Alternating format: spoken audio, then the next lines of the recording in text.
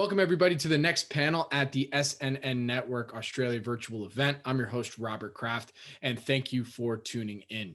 So the next panel that you're about to see right now is Learn About the ASX, Healthcare and Life Sciences. Our goal for this event is we're trying to highlight as many sectors as we possibly can of companies and just really overall just the sectors that are listed on the ASX. So with that, I'm very excited to introduce to you our host and moderator for this panel, who is Claire Aitchison, who is an analyst at Independent Investment Research. So with that, Claire, take it away. Thanks for that, Bobby. Well, welcome everybody, and thanks for joining our panel discussion here today on the ASX Healthcare and Life Sciences sector. Australia is often known for its mining and financial services companies, but we also have a very vibrant healthcare and life sciences sector here in Australia. There's about 150 companies listed on the ASX in this sector at the moment. And as it currently stands, we've got the largest stock by market cap on the ASX is a biotech company by the name of CSL, which I'm sure you've all heard. And it currently stands at about a little over $137 billion market cap based on the last look. So we've got a very vibrant sector here.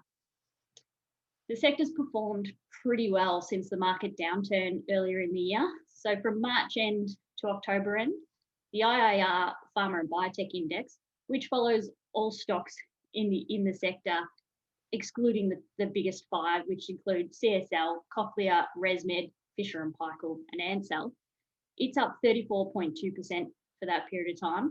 Now this compares to the S&P ASX 200 index, which is one of the primary measures of the Australian market.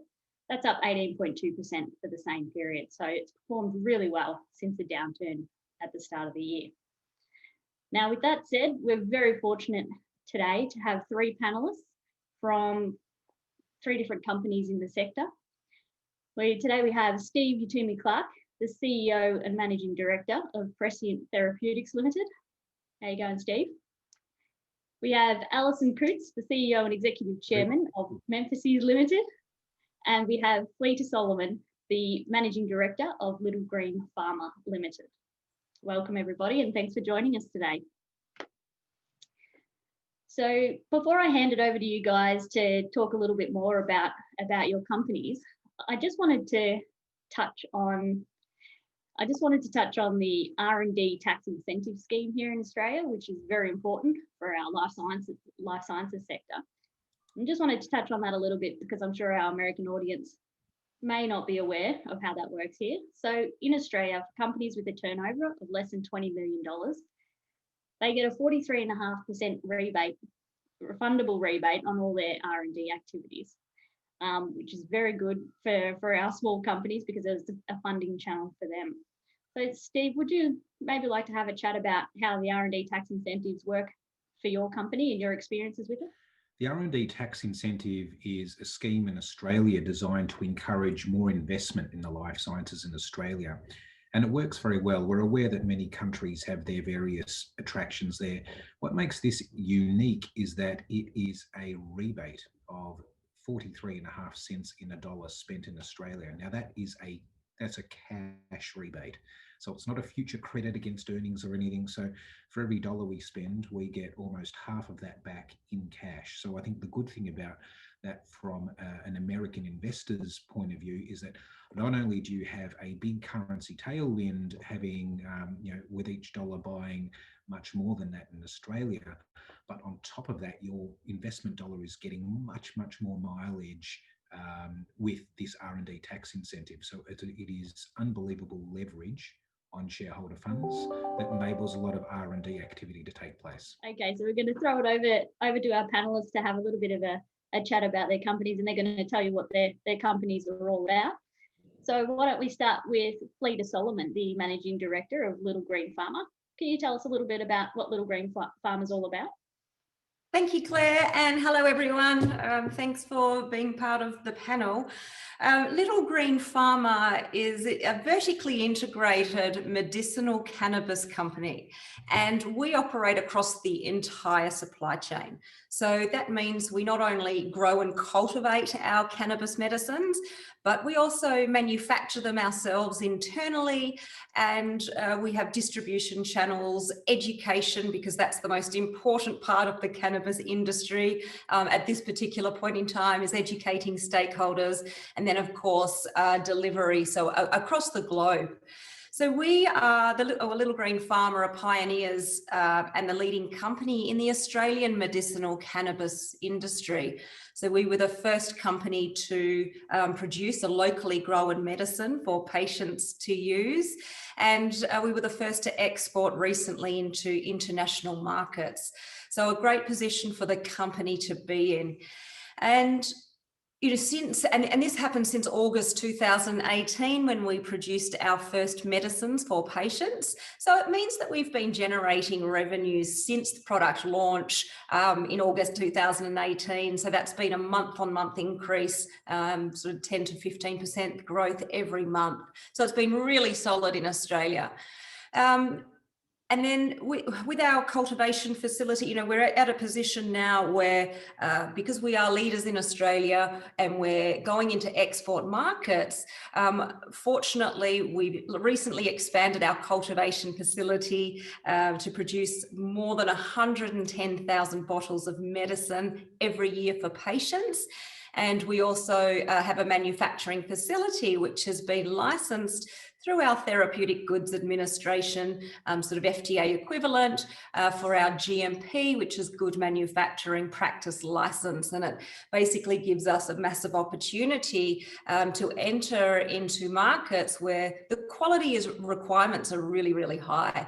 So we're in a fabulous position where all of our CapEx is done and we're ready, you know, to continue our sales and drive our sales, not only domestically in Australia, but also overseas in markets where medicinal cannabis is legal. So it's been a fabulous journey over the last 2 to 3 years. And now we're really looking forward to the next part of our chapter. Thanks for that, Fleta. And Alison, could you tell us a little bit about Memphasys Limited? Yeah, Memphasys, where it comes from, emphasis on membrane separation systems.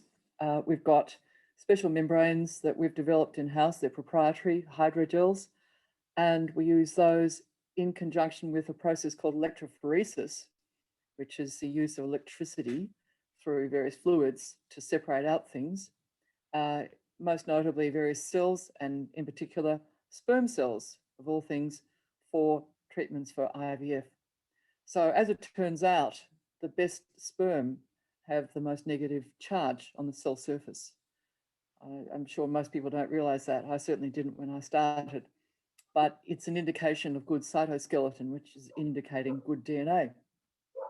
And if you can separate through looking at the best negative charge, you're more likely to get very good cells which have little DNA damage than using the current processes for separating cells, which essentially focus on things like the most dense ones, meaning they've got most DNA, or the ones that swim best, motility. Just because they've got these things does not necessarily mean they are the best and that they haven't got DNA damage. So that's how we differentiate ourselves from the current processes, which haven't been changed in 40 years. It's called density centrifuge, or else you do swim up. So not only do we separate really lovely cells, but we do it automatically and in 6 minutes, versus the current processes are very laborious and they take about half an hour each. So we have a device called Felix. And Felix is a man's name called joy. It's Latin for joy. And because we think that it will give, our device will give a lot of people joy. And we're getting it ready for market launch. It's not far off. We're coming into the final round now of manufacturing it for final, actually using it for making babies. So a few more little steps to go, but not many. And we're hopeful of being able to have a device ready for commercial sales. First commercial sales in early markets, is the low regulatory markets, in this calendar year. And besides that, we've got a couple of other things up our sleeve. We're not a one product company. So we are increasingly going towards reproductive biology rather than just separations. And we've got other products in the pipeline that are looking really, really terrific as well. Fantastic. Thank you for that. And Steve, could you tell us a little bit about Prescient Therapeutics? Sure thing. Prescient Therapeutics is an unusual company in that although we're listed in Australia, we're effectively a US company. We're a US-Australian company. We have a very simple philosophy. We license from the best and we work with the best. And our assets are from Yale, from the Moffitt Cancer Center, which is the third largest in the US, and from UPenn. So, as well as Oxford University in the UK. So we have found these incredible assets that have been very heavily invested in by these amazing US institutions, and we're developing them both in Australia and the US. So they would be, not only are they from institutions you would know, but they are being led by investigators you would know in clinics that you would know. So we're in oncology, and we have two basic approaches for treating cancer, developing cancer drugs. One is targeted therapies, where we are looking for very specific inhibitors to switch off problematic proteins that drive cancer, and they are in the clinic right now. And we also have these really exciting CAR T therapies, which are cellular therapies, creating next generation versions of your own immune cells to fight cancer. And this is a very, very exciting new frontier of medicine. And Prescient has got this amazing technology from UPenn, who pioneered this whole approach, and creating next generation versions of that are going to be flexible and adaptable, and is going to be applicable to a whole range of other parties, not just us. So very exciting times for Prescient. Thanks, Steve. That's good. I'd like to just circle back around and just ask a few questions. So we might head back to you, Fleta. So you are a leader in the Australian medicinal cannabis market. So what's Little Green Pharma's strategy? Yeah, thanks, Claire. Look, our strategy now is really simple. You know, the hard yards have been done for us in terms of starting up, setting up, getting to sales. So there are three things that we're aiming to do. The first one is to continue to generate immediate cash flow in Australia. You know, this is really important for the business because we've been getting a 10 to 15% growth every month. And you know, Australia keeps the lights on for the business. You know, look, it's not a massive market, but it is enough that it also proves or validates the market for other international markets, which is important. So Australia is integral for the business to start with. However, saying that, the second strategy and the primary target, like right here and now, is commercial sales volumes into international markets. And the reason for this is one, it's more lucrative overseas, partly because we've got higher margins when we deliver and sell our products into international markets, but also it's just simply a population play. Because when you look at, say, Germany, which is quite advanced in reimbursing their medicinal cannabis prescriptions, you know, they've got 82 million people in Germany as opposed to our 25 million in Australia.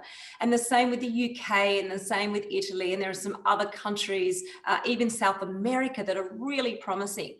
And we've got distribution agreements in place to achieve that. Then the third longer term strategy, and this is our longer term game plan, if you like, and this is in unique drug delivery systems. And we think that this is the longer term, and it's so important because this will help to solve real patient problems in the industry.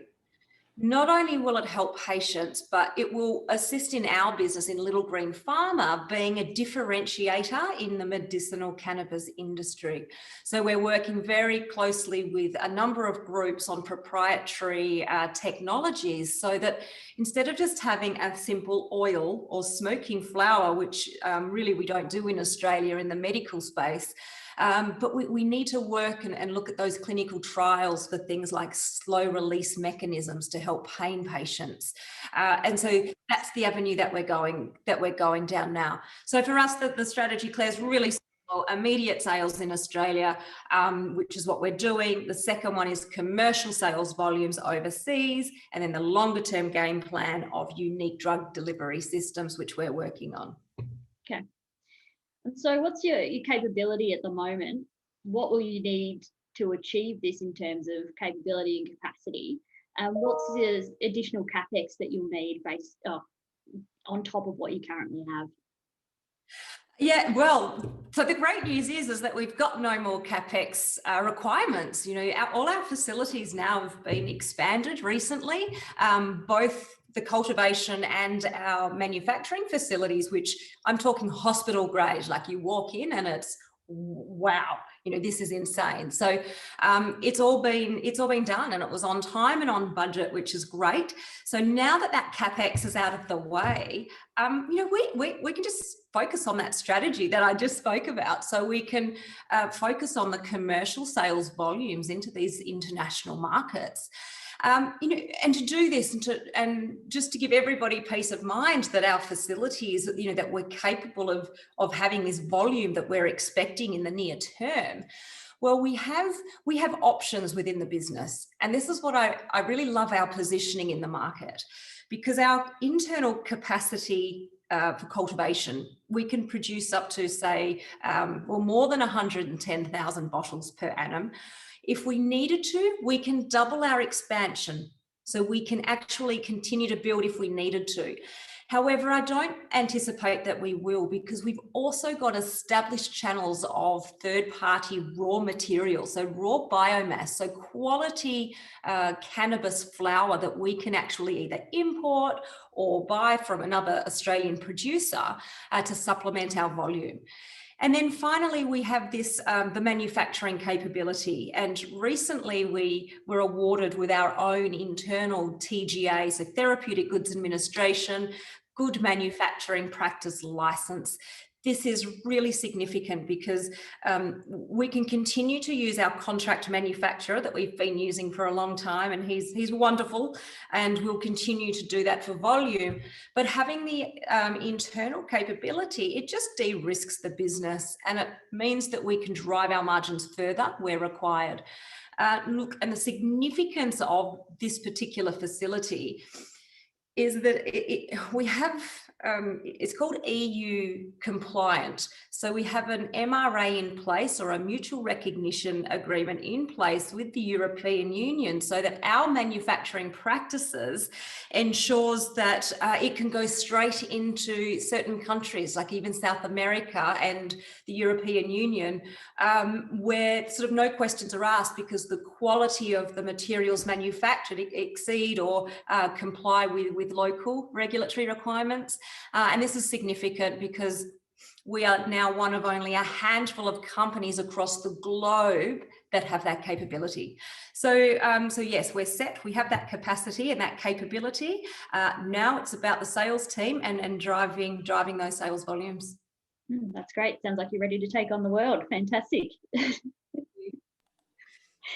And Alison, just a couple of questions for you. How do you know that your technology works? Back in 2008, there were trials done with a predecessor device, and it was a device that I didn't have anything to do with the company at the time, but it was a device that had been around for quite a while, and it wouldn't have seen the commercial light of day for various reasons. It wouldn't have had proper fluid flow through it, so between individuals, the fluid flowed so that if one had a virus, it could have been transmitted to another, but don't worry about that. It was very much a prototype in research development, but nevertheless, some couples were so desperate, they asked John Aitchison, who's a professor at University of Newcastle, through the clinics that they were going to, is there anything else that could be done? Because one couple in particular were completely infertile and tried for many years. So John was approached. He said, I think I've got some solution. He came up with the prototype. They used the prototype and bingo, straight away got pregnant. When they went and 3 years later or so wanted to have a second child, they didn't even hesitate. They wanted the machine again, and the same thing happened. But meantime, during that period, John Aitchison went over to Westmead and did a small clinical trial with the Westmead IVF. And I think there were only about 20 patients, 20 couples, and they were split between density gradient centrifuge and our predecessor device. And it turned out that even on very low numbers, that there were more embryos that were of high quality than from DGC, that more of our embryos were implanted, there were more pregnancies and slightly more live births. But unfortunately, because the numbers are very small, it's not statistically valid, or not, you know, I mean, there's no significance. However, we know that it works from that alone. And then there have been many research papers published in very, very prestigious journals showing that there is, you know, scientific basis for selecting sperm cells in this way. So, and then all of our in vitro testing also point to, you can see this at the sperm down the microscope, they're swimming beautifully, nice morphology, that's shape, everything's right about them. And then when we do the DNA analysis, they're also very nice. So for all these reasons, I'm pretty confident. Okay, great. And so what does the near-term future hold for Memphasys? Well, the immediate future is to get the product out. I think this next week, we're actually turning the go button on. We've got a clean room, which is clean room 2. This is a class 2 medical device. So it's class 3 being the most difficult. These are kind of like heart implant type things. Class 2 is getting up there. And so it's, you know, very, very highly clean, and a lot of care's gone into the manufacturing and every element of the process, every element of the materials going into it. So we're about to manufacture and for the, you know, the final device, and got a few more tests to do on the final product. And we've got a number of key opinion leaders. We've got global key opinion leaders all around the world testing the device right now with you know, in vitro work, you know, not actually impregnating ladies or making embryos, but looking at the sperm parameters. So the test results have been very good. So 4 of these are in early markets that are low regulatory. So we are hopeful that very shortly we might be able to get some sales from any one of those 4. Great. Fantastic. And Steve, just on Prescient, so can you just tell us a little bit more about CAR T therapy and how that works, and the challenges that are faced with the current therapy, and how you hope to fix these challenges with your Omnicar platform? Well, CAR T is wonderful and has been acclaimed by some as a genuine revolution in human medicine.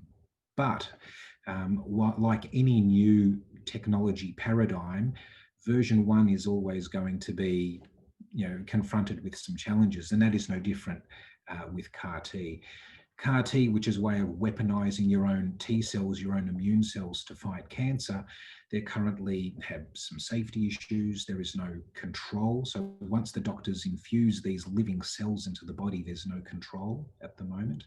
And also being able to direct them against other types of cancers. And what we are doing with our approach that we have licensed from University of Pennsylvania is modularizing these. And what that does, it's a simple solution, very elegant solution, but very powerful. What it enables us to do is it enables control. It enables a much more safer product, and enables you, it's like a little plug and play. We can redirect it against many different aspects of the cancer and many types of cancer, including several at once. So we believe that in the future, you know, if we look, you know, sort of 5-7 years from now, we believe that the ultimate cell therapies are going to be off the shelf, but they're also going to be plug and play. You can adapt them as you want, and that's exactly what this platform allows.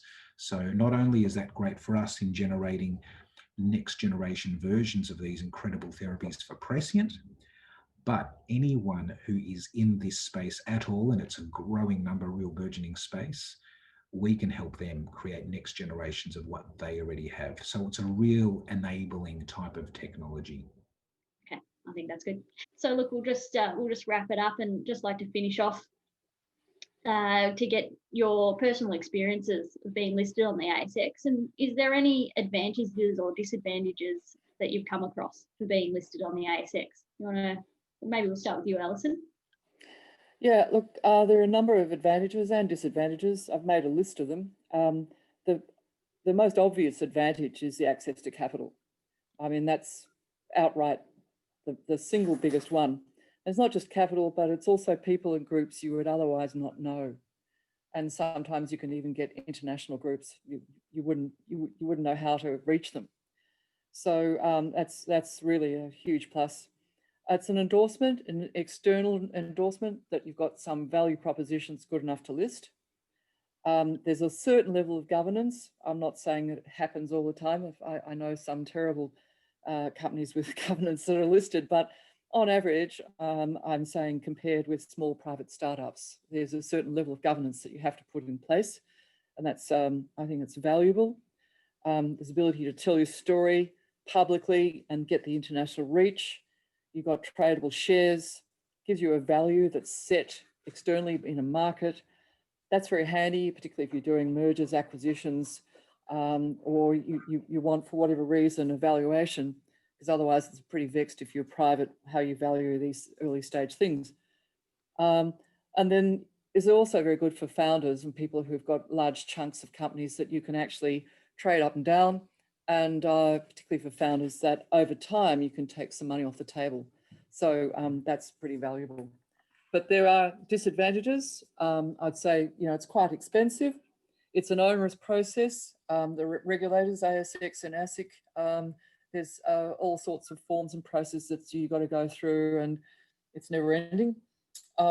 Everybody knows your business. It's hard to keep anything private, anything, and the market kind of demands everything that, what are your milestones? Come on. And they try to get more out of you, because this thing's a very, very hungry beast. And the more you feed it, the more it wants. And so you do that, you feed it with information, try to be helpful, and then if something doesn't go right, then you wear it. So, and the other thing is that a lot of companies, knowing this, they spruik the news flow and to try and short term at least get the price up. And that's kind of pretty annoying. It happens a lot in this sort of small end of town. And then when things don't go as well as planned, then of course you're the first to get blamed, even though might have been beyond your control. And it's a very, very public sort of place where things, you've got to announce milestones and whatnot. And if you don't get them, it's very hard to avoid. So they're the disadvantages, but on the whole, I think that the advantages outweigh the disadvantages. Yeah. And how about you, Fleta, your experiences? Have you found any advantages or disadvantages on top of what Alison might have spoken about? Well, Alison just said everything that I wanted to say. So I absolutely agree there. Yeah, look, to me, the listing process itself, it was relatively lengthy, and yes, there are costs involved, but I have to say, like, personally, I had a great experience, and it's because I had the most amazing team. Not only internally, I have some great sidekicks who are just, from the legal space and from the capital space, so they know it, they knew it.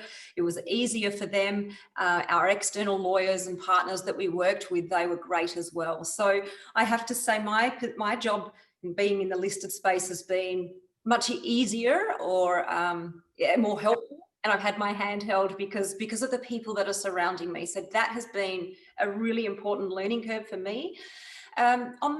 Look, yes, there are some negatives, and that is certainly the compliance. Look, I've found myself in a brand new world here where I'm having to read so many legal documents and compliance-based documents, and it takes me away from what I want to do and my dream and my passion, which is changing people's lives across the globe. And I can find that frustrating at times because I spend so much of my time going through these emails and these compliance and ASX announcements, which have to be done. So it's frustrating, but equally, again, I have that team to support me and do that.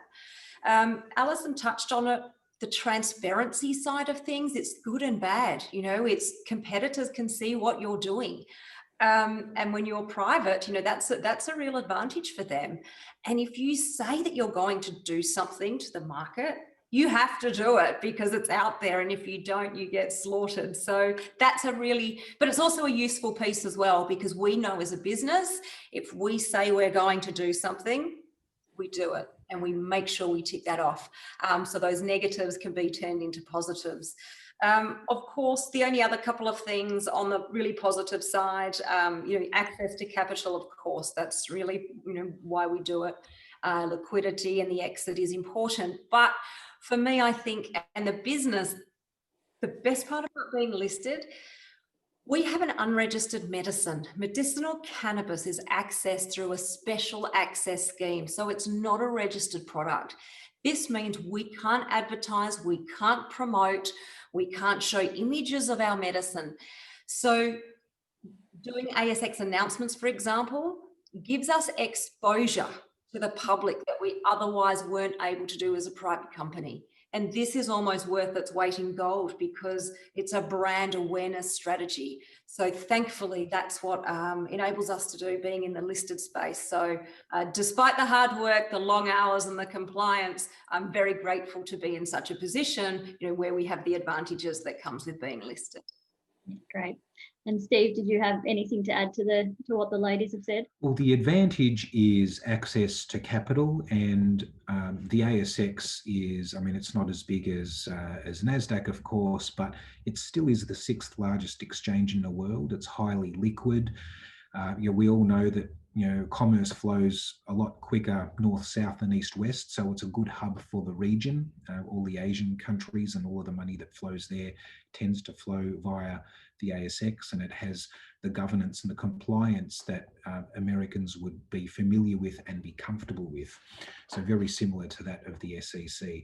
The disadvantage is that you can have the best technology in the world, and unfortunately it doesn't mean much if you don't have the breadth and depth of analytical capabilities in the financial markets from the analysts to value these biotech stocks.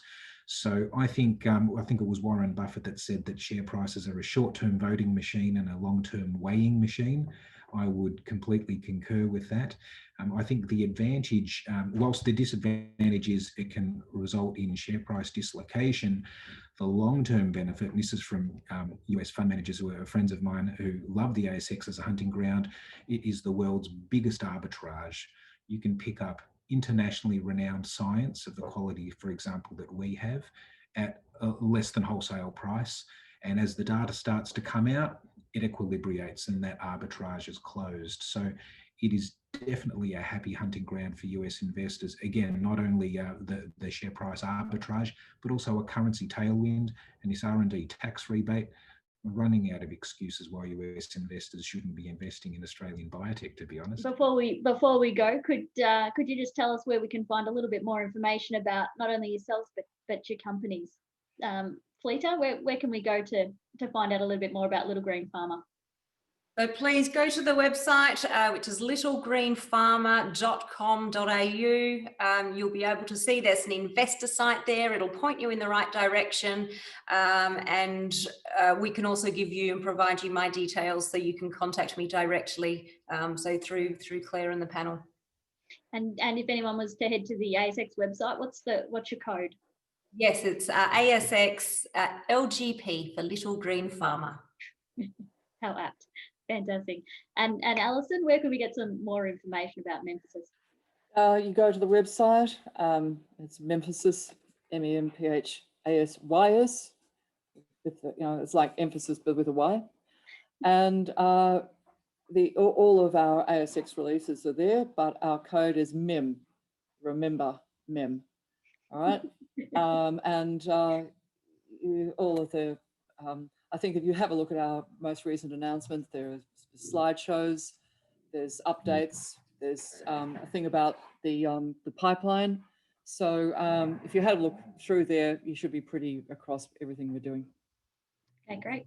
And Steve, for those that want to learn a little bit more about Prescient Therapeutics, where can people go? If you would like to learn more about Prescient, please head to our website, ptxtherapeutics.com. And there you'll be able to see, you'll learn a lot more about the company, and also sign up for our newsletters and alerts, and we can keep you abreast of not only just the company developments, but the industry developments as well, as it pertains, as they're relevant to us and the milieu that we play in. So ptxtherapeutics.com, and even responding to any inquiries that you might have. Okay, well, I'd like to thank our panelists today. It was fantastic. It was great to learn a little bit more about your companies, and thank you for telling us a little bit more about the healthcare and life sciences sector here in Australia. For the audience members, I hope you enjoyed learning a little bit about these three very different companies, and I hope you get a chance to actually watch the company presentations tomorrow to learn a little bit more about what these guys are doing. So thank you again, everybody. Thank you, Claire. Thank you, everyone. Yeah, thanks all. Cheers. Well, thank you all for joining us on this panel. And for everybody watching, I hope you, as Claire said, learned a little bit more about healthcare and life sciences on the ASX. And thank you for tuning in.